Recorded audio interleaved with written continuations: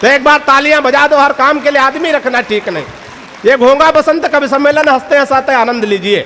आइए मैं ऐसे कवि को बुलाना चाहता हूं जो धर्मराज शायर और कवि दोनों है और पुलिस विभाग में बड़े पद पर इंस्पेक्टर है, श्रावस्ती से हमारे बीच में आते हैं। अब पुलिस की तो आपको सुनना ही पड़ेगा, तालियां बजाना ही पड़ेगा। आपकी जोरदार तालियां आमंत्रित करें भाई धर्मराज उपाध्याय जी माइक पर। देखो अभी तक श्याम कुमार जी गायब थे, पुलिस माइक पे आई तब कुर्सी पे आ गए वो। शुरू करें? हाँ शुरू करिए। बहुत बहुत धन्यवाद। और मैं तो कहता हूं कि जो संचालन आप कर रहे हैं, बड़ा आपकी तारीफ सुनी थी मैंने कि बहुत अच्छा संचालक हैं विकास बौखल जी, बहुत अच्छा संचालक हैं। लेकिन मैंने देख लिया कि बिल्कुल संचालन इनका बहुत खराब है, बहुत खराब है संचालन। मतलब पहले बुलडोजर बुलाए हैं, फिर पुलिस को बुलाए हैं।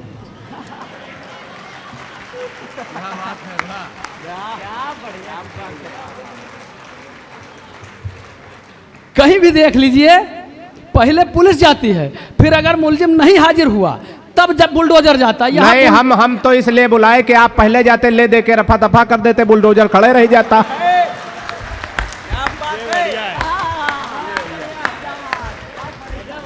बहुत लोगों को लगता है, लोगों को लगता है विकास भाई कि कवि सम्मेलन में कविता पढ़ के मेरा बहुत भला हो गया और पेमेंट भी मिलने लगा। बहुत लोगों को लगता है।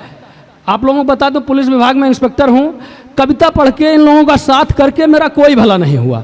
क्यों भला नहीं हुआ? मैं अपने थाने पर 3 लाइन की कविता सुनाता था, केवल 50,000, 1 लाख, 2 लाख पेमेंट लेता था।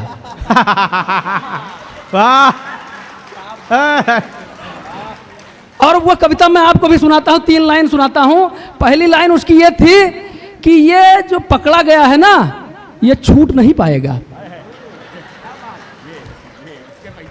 हाँ, इसके पैसे मिलते थे। चलिए दूसरी लाइन, तीसरी लाइन की जरूरत नहीं है। आदरणीय श्याम कुमार दादा को प्रणाम करता हूं और पत्रकारिता से हैं तो पत्रकारों के लिए कहना, मैं ये मानता हूं कि हमारे देश में पत्रकार ईमानदारी से काम करते हैं। तो कहना चाहता हूं कि एक सच्चा पत्रकार क्या चाहता है, मुझे न तीर न तलवार की जरूरत है, सच को कहने को बस अखबार की जरूरत है तख्तो ताज की कोई नहीं ख्वाहिश मुझको, कलम में सिर्फ मुझे धार की जरूरत है। बहुत अच्छा। अब माल ले गए जुगाड़, तुम्हारी ही छपेगी कल। ताली जरा सा जोर से बजाएंगे तो और भी मजा आएगा। लेकिन इसी के साथ साथ जब पत्रकारिता थोड़ा सा डिफर होती है तब भी कवि को कहना पड़ता है।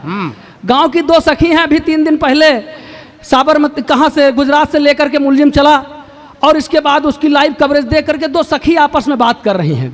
क्या बात कर रही हैं कि मुद्दा सुद्दा का छूना सखी, बस चैनल पर बकवास देखावे। मुद्दा सुद्दा का छूना सखी, बस चैनल पर तकरार देखावे। और जेल देखाए, पुलिस देखाई के काहे लिए हथियार देखावे। और आगे से पीछे से दाएं से बाएं से गाड़िन के रफ्तार देखावे। और आग लगे अस चैनल पर जो लघु शंका केरी धार देखावे। भाई तालियां बाबा। पहले तो छपे थे, इस बार कैंसिल हो जाओगे। अभी बहुत कम लोग, विकास भैया, हाँ जवाब बहुत कम लोग ये जानते हैं कि पिछली बार भी घोंगा बसंत में मुझे बुलाया गया था लेकिन मैं नहीं आ पाया था। उसकी वजह यह थी कि जब मैं आने लगा कार्यक्रम के लिए तो मेरी पत्नी मुझे टीका लगाने लगी। सिंपल सी बात है, सबके यहाँ टीका लगाया जाता होगा। टीका लगाने लगी, मेरे मुंह से निकल गया कि डार्लिंग ऐसा टीका लगा दो कि मैं किसी भी महिला को अगर फ्रेंड रिक्वेस्ट भेजूं तो वो एक्सेप्ट हो जाए। भाई साहब 4 टीका लगे, 14 टांका लगे और सब डॉक्टर ने लगाए हैं। वाह क्या बात है। पुलिस विभाग में हूं, लोग मुझसे पूछते हैं कि भर्तियां निकलती रहती हैं सिपाही बनने के लिए, दरोगा बनने के लिए, क्या योग्यता होनी चाहिए। मैं आपको 4 लाइन में बताता हूं। मैंने जो समझाया लोगों को कि योग्यता उत्तर प्रदेश में क्या होनी चाहिए, आपको समझ में आए तो जरूर समर्थन करिएगा। हमने कहा कि 5 फीट 7 इंच ऊंचाई हो आपकी और 5 सेमी सीने को फुलाना आना चाहिए। उधर सुना थे भैया? हाँ तो ताली बजाओ जब खत्म हुई तब। 5 फीट 7 इंच ऊंचाई हो आपकी और 5 सेमी सीने को फुलाना आना चाहिए। वाह। और भेद बदमाश का जो लेने जाओ ऐसे लो, आंख से भी काजल चुराना आना चाहिए। वाह। और फायर बदमाश, चौथी लाइन पर आराम से, फायर बदमाश जो तुम पर करे तो बेटा तुमको भी गोलियां चलाना आना चाहिए। और दूर देश जाके बदमाश जो सरेंडर करे तो तुमको भी कार पलटाना आना चाहिए। वाह भाई क्या कहने, वाह वाह वाह वाह।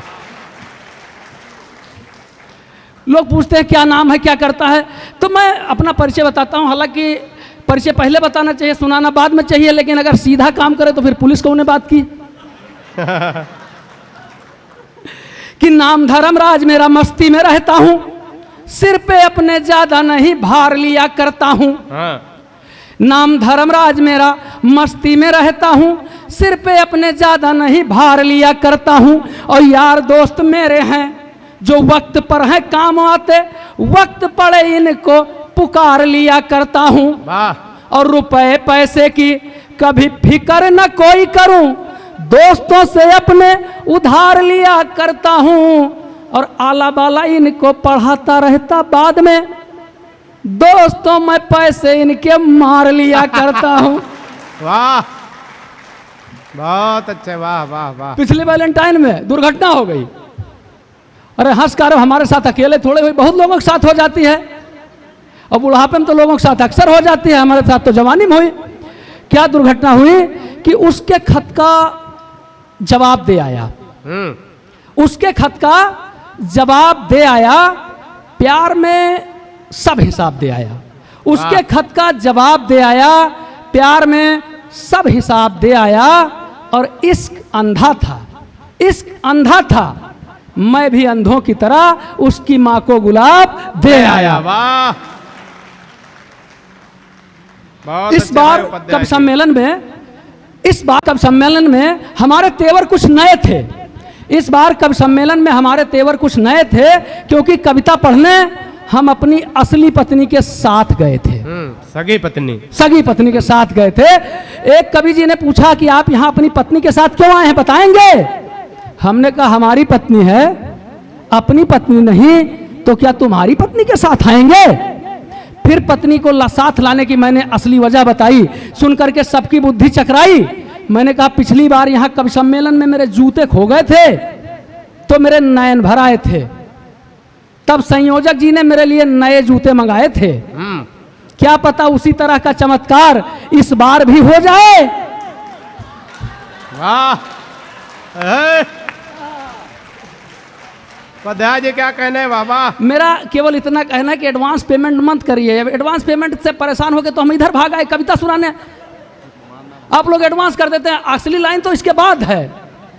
हाँ, कहाँ पहुंचे थे?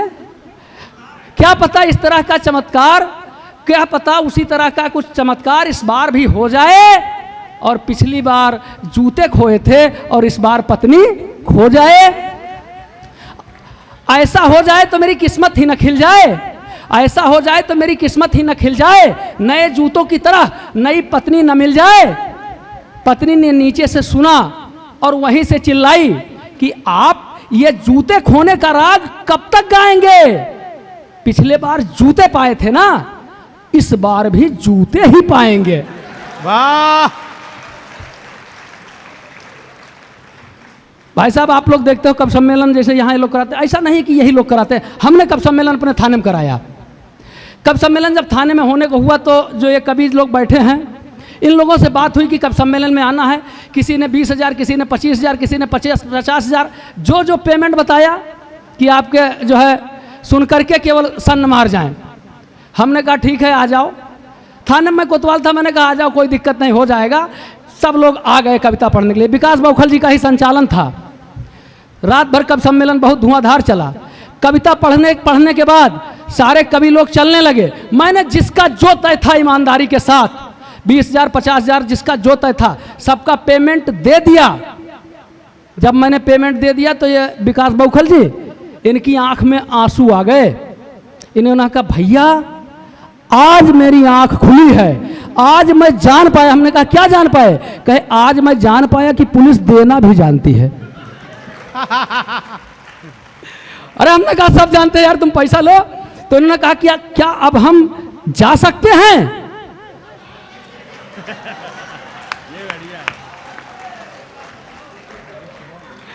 हमने कहा जाओ यार, जब तुम्हारा पेमेंट हो गया, कविता हो गई, रात खत्म हो गई, अब जाओ। ये लोग चल दिए अपनी अपनी गाड़ी से। आगे चौराहा पड़ता था, वहां हमने चेकिंग लगवा दिया। और इसके बाद जिस कागज पत्तर में ये लोग फंस गए, जिसने जो पैसा लिया था,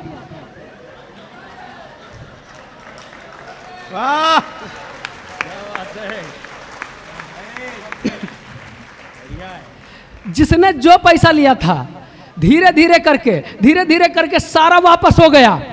बौखल जी फिर रोने लगे। हमने कहा रोते क्यों हो? कहें भैया एक चीज बता दो, पैसा तो सब आपने जो दिया था ले लिया, एक चीज केवल बता दो कि जब आपको पैसा वापस ही लेना था तो आपने हम लोगों को पैसा दिया ही क्यों?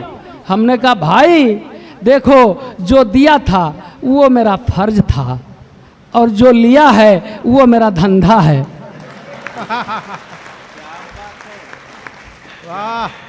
जो लिया है वो मेरा धंधा। अंतिम रचना आपको सुनाता हूँ। स्वागत है भाई। और कविता का शीर्षक है लड़की, मैं और कुत्ता। तो विकास बौखल को मैंने जब सुनाई लिख करके, तो इन्होंने कहा जब मैं लिख ही दिया था तो फिर कुत्ता लिखने क्या जरूरत थी तुम्हें? तो मैं सुनाता हूं कि सुबह सुबह वो कहीं जा रही थी, हाथ में जंजीर थी, कुत्ते को घुमा रही थी। बहुत एकदम जेन्युइन कविता सुनिएगा। सुबह सुबह वो कहीं जा रही थी, हाथ में जंजीर थी, कुत्ते को घुमा रही थी। रंग रूप ऐसा कि मुझे देखते ही भाग गई। सच कहता हूं दोस्तों, उससे मोहब्बत आ गई। मैंने कहा मैडम वैसे तो मैं इस काम के लिए बहुत बार पिटा हूं, लेकिन फिर भी मैं आप पर मर मिटा हूं। बोलो क्या मेरी मोहब्बत कबूल करोगी? मेरे साथ कहीं घूमने चलोगी? वो बोली अरे मोहब्बत कबूल करना क्या अभी मेरे क्या अभी मेरे हाथ में है और देख नहीं रहे हो? अभी ये वाला कुत्ता साथ में है। वाह! अब तुमने कहा है तो कबूल करूंगी। कहां जाऊंगी? पहले इस कुत्ते को घुमा लूं, शाम को तुमको घुमाऊंगी। इस तरह प्यार में कोई बाधा नहीं होगी। मैं समझ गया इसकी नजर में मेरी कीमत कुत्ते से ज्यादा नहीं होगी। वाह! मैंने कहा कि मैडम क्या मैं इतना वीक हूं? अरे जब कुत्ता ही बनना है तो घरवाली के साथ ही ठीक हूं। वाह!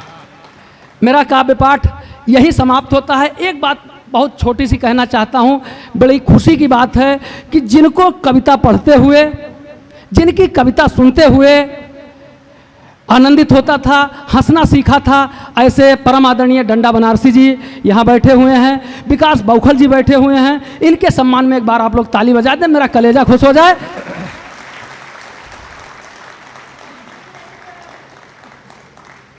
अरे अतरा थोड़ा ही कहारा बजाओ, थोड़ा बहुत बजाई तो सब गड़बड़ाई दियो। चलो जाए।